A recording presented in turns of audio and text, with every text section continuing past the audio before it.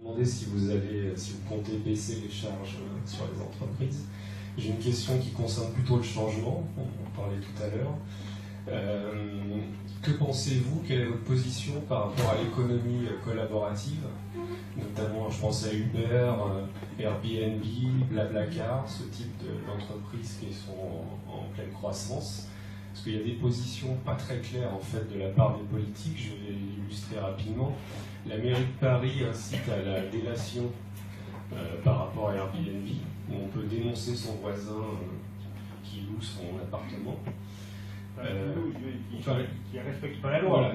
Voilà, et à côté de ça, Anne Hidalgo a fait un tweet récemment pour féliciter une jeune start-up française qui s'appelle BNB Sitter et qui est en train de devenir la conciergerie officielle de Airbnb. Donc on voit bien qu'il y a des contradictions et j'aimerais savoir... D'abord, moi je suis contre toute forme de délation. Je pense que c'est l'idée qu'on incite les citoyens à dénoncer. Je trouve que c'est créer les conditions d'une société qui est exactement le contraire de celle à laquelle j'aspire. Deuxièmement, ces progrès technologiques, ils vont s'imposer. On pourra faire tout ce qu'on veut, tous les combats retardateurs qu'on mènera n'empêcheront pas ces technologies de s'imposer et de transformer notre organisation du travail et notre organisation sociale.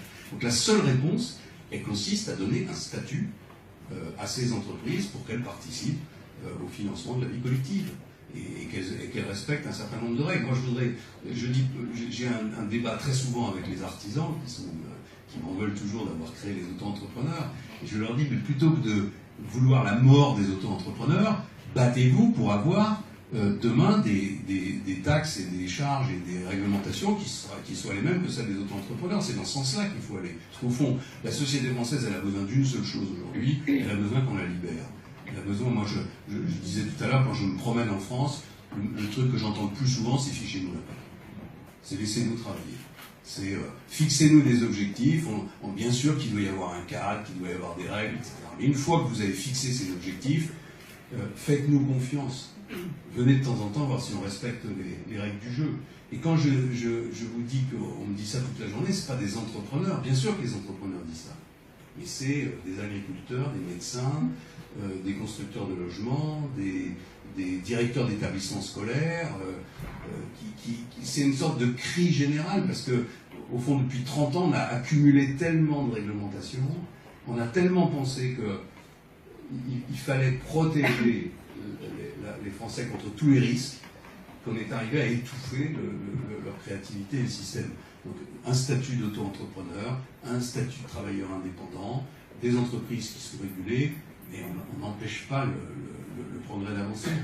Je suis désolé, il va m'en vouloir énormément, mais je ne peux pas ne pas raconter ça parce que j'ai été ministre des Télécoms en 1995 et c'est moi qui ai fait la privatisation de France Télécom.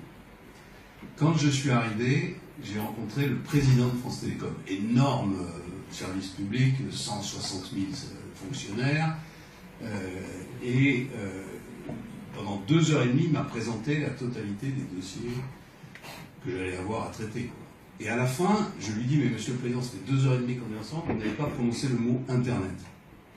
Et il me regarde et il me dit, ah monsieur le ministre, perdez pas votre temps avec ça. C'est une mode, dans 6 mois on n'en parlera plus. C'est un peu ça l'histoire que vous racontez avec la lutte contre l'arrivée de l'économie coopérative.